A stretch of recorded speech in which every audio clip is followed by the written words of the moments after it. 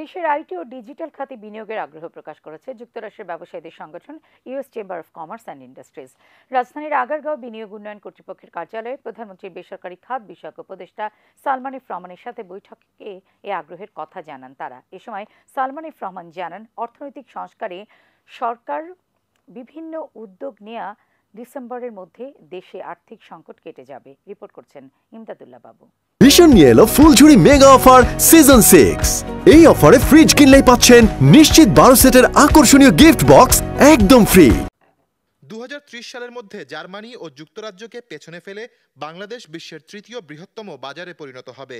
ক্রমবর্ধমান এই বাজারে তাই সবারই বিনিয়োগের আগ্রহ রয়েছে।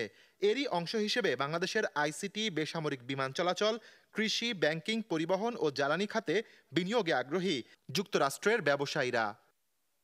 এ বিষয়ে কথা বলতে রাজধানীর আগারগাঁওয়ে বিডা ভবনে আসেন American chamber of commerce and ইন্ডাস্ট্রিজের নেতৃবৃন্দ। এ সময় প্রধানমন্ত্রীর বেসরকারি শিল্প খাত বিষয়ক উপদেষ্টা সালমান এফ রহমানের সাথে দীর্ঘ সময় বৈঠক করেন তারা। পরে ব্রিফিংয়ে সালমান এফ রহমান জানান, বিনিয়োগ নিশ্চিতে কর ব্যবস্থাপনা স্থিতিশীল রাখার পরামর্শ দিয়েছেন প্রতিনিধি দলটির সদস্যরা। তাদের কথা হলো আমাদের অনেক টাকা আমরা বিনিয়োগ করতে চাই, কিন্তু যেই এখানে বিনিয়োগ করবে সে চায় যে আপনার নিশ্চয়তাটা চায় যে আগামী 5 বছর 10 বছর ট্যাক্স রেটটা বা ট্যাক্সের যে পরিবেশটা সেটা যেন স্টেবল থাকে। পুঁজিবাজার সংস্কার, রপ্তানি লক্ষ্যমাত্রা বৃদ্ধি এবং ডলারের দাম বাজার ব্যবস্থাপনায় ছেড়ে দেয় ডিসেম্বরের মধ্যেই অর্থনৈতিক সংকট কাটবে বলে আশা তাঁর।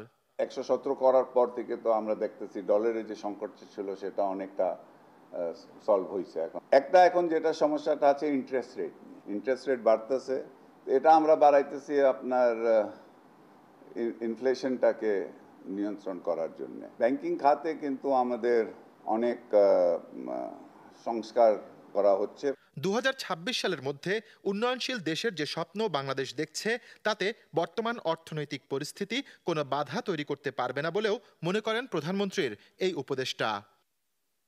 ইমদাদুল্লাহ বাবু, ATN বাংলা, ঢাকা।